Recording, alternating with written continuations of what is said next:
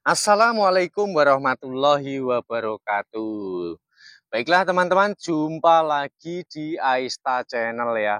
Mudah-mudahan pertemuan kali ini akan memberikan kemanfaatan seputaran edukasi tanaman organik. Tanaman yang tanpa menggunakan bahan-bahan kimia sama sekali. Nah, bagaimana cara kita menciptakan media tanam subur? Ini untuk pembuktian aja ya. Padahal media tanamnya kecil sekali, hanya menggunakan karung ya, supaya tumbuh subur. Dan jika kita tanami untuk segala macam sayuran, jika kita menanam sayuran yang berbuah akan dapat berbuah lebat. Seperti ini, lihat. Media tanam kecil seperti ini sudah dapat menghasilkan ini 20 tomat ya. Ini sudah saya hitung dan bahkan masih dia berfokus terhadap pembungaannya teman-teman ya. Ini akan tetap selalu terus banyak. Bahkan tidak hanya untuk tomat saja, kita juga bisa menanam beragam sayuran seperti kacang panjang. Kita juga bisa menanam pare, bahkan juga kita bisa menanam cabai. Nah, ini cabai baru saya tanam. Ini usianya baru berapa hari ya teman-teman ya. Lihat, satu jengkal saya lebih sedikit dia sudah berhasil berfokus terhadap pembungaan dan pembesaran buahnya. Nah, takaran yang pas untuk menciptakan kesuburan dan buah lebat serta segar ini perlu dicermati. Pondasinya karena media tanam kita teramat sangat terbatas, yang harus dilakukan adalah supaya media tanam ini tidak mudah mengering dan juga tidak mudah mengalami pemadatan. Nah, jika dari kedua hal tersebut sudah terpenuhi, maka mau tidak mau seluruh sayur mayur akan tumbuh dengan subur dan sangat lebat. Dalam media karung ataupun galon-galon ya, atau mungkin di alam terbuka seperti ini, kita bisa mempergunakan bahan yang pertama yang kita butuhkan adalah tanah. Kita harus bisa memilih tanah yang bagus ya. Jadi teman-teman, tanah yang bagus ini teksturnya tidak keras, tidak lengket. Nah, jangan mengolah tanah dalam keadaan basah, karena nanti dia akan menggumpal-gumpal seperti ini. Ketika kita sudah mencampurkan dengan bahan yang lain, sehingga akan sulit untuk merata. Jadi akan sulit ya di dalam sebuah pemerataan. Jadi nanti penguraiannya itu ribet lah, lebih baik dalam keadaan kering seperti ini. Takarannya, media tanam subur untuk segala jenis sayuran, 2 ember tanah yang berkualitas bagus, boleh tanah hitam, tanah merah, pokoknya yang penting menurut kalian bagus.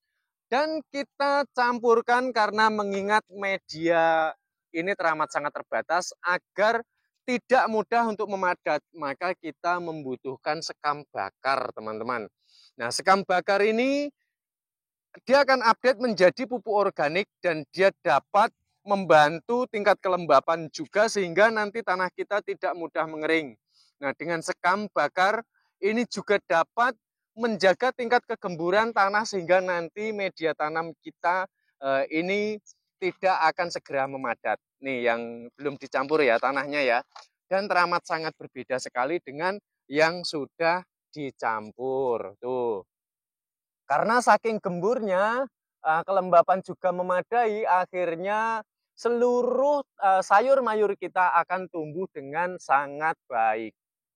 Lalu untuk menciptakan tumbuhnya hijau daun ya, supaya daunnya segar, lebat, dan tampak mengkilat tanpa ada serangan hama sama sekali. Nah, kok bisa? Ya, bisa. Memiliki warna yang cerah ya, kalau ini mau saya pakai untuk bibit ya. Jadi bayam ini memang saya pelihara sampai tua ini, karena saya ini bayam cabut teman-teman. Nah, kita membutuhkan yang namanya NPK alami, NPK nabati yang terdapat pada kotoran ternak. Nah, kenapa ini kok bisa tahan terhadap serangan hama ataupun hama tidak mau mendekati? Nah, saya nanti akan menjelaskan. Jadi kandungan NPK yang terdapat pada kotoran ternak ini mengandung zat besi juga tembaga, sehingga nanti ini akan kebal terhadap serangan penyakit dan akan banyak menghindarkan terhadap serangan penyakit. Itu saja tidak cukup, perlu adanya perawatan tambahan ya teman-teman. Dan takarannya adalah kotoran hewan jenis ayam, kambing ataupun sapi ini 1 ember juga. Jadi perbandingannya adalah tanah normal 2 ember, terus kemudian sekam bakar ataupun abu sampah organik 1 ember, kotoran hewannya 1 ember. 2:1 banding 1. Nah, lalu saya akan menjelaskan bagaimana caranya supaya tanaman kita ini terhindar dari serangan hama ataupun penyakit. Nah, kalau penyakit biasanya kan datangnya dari dalam ya, dari penyerapan akar ataupun media tanam. Tapi kalau untuk hama penyerang, dia menyerang dari luar, yang menyerang dari dalam itu juga ada, tapi rata-rata mereka dari luar.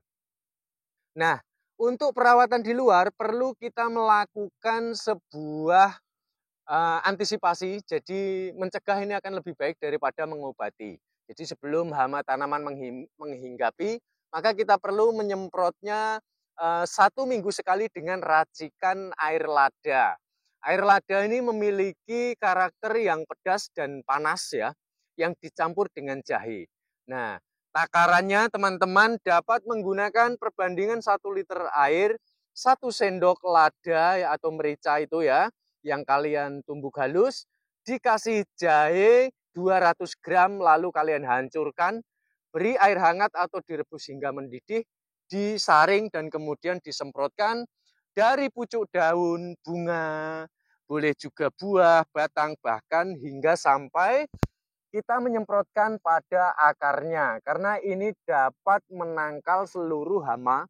Bahkan kandungan tersebut juga dapat membunuh bakteri jahat ataupun jamur, juga parasit yang terdapat pada tanaman.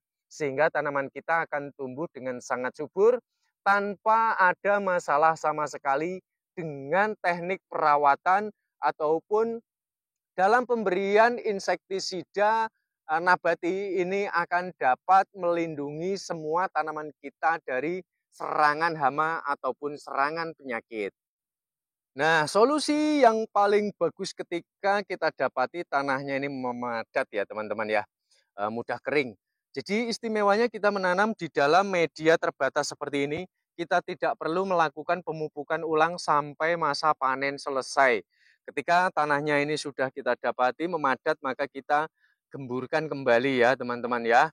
Jadi nanti supaya mudah akarnya ini berkembang dan dia sangat mudah di dalam proses penyerapan makanan pada saat seluruh sayur mayur kita ini sedang berfotosintesis. Nah, di sini saya akan menunjukkan hindari penggunaan sekam bakar nih teman-teman ya.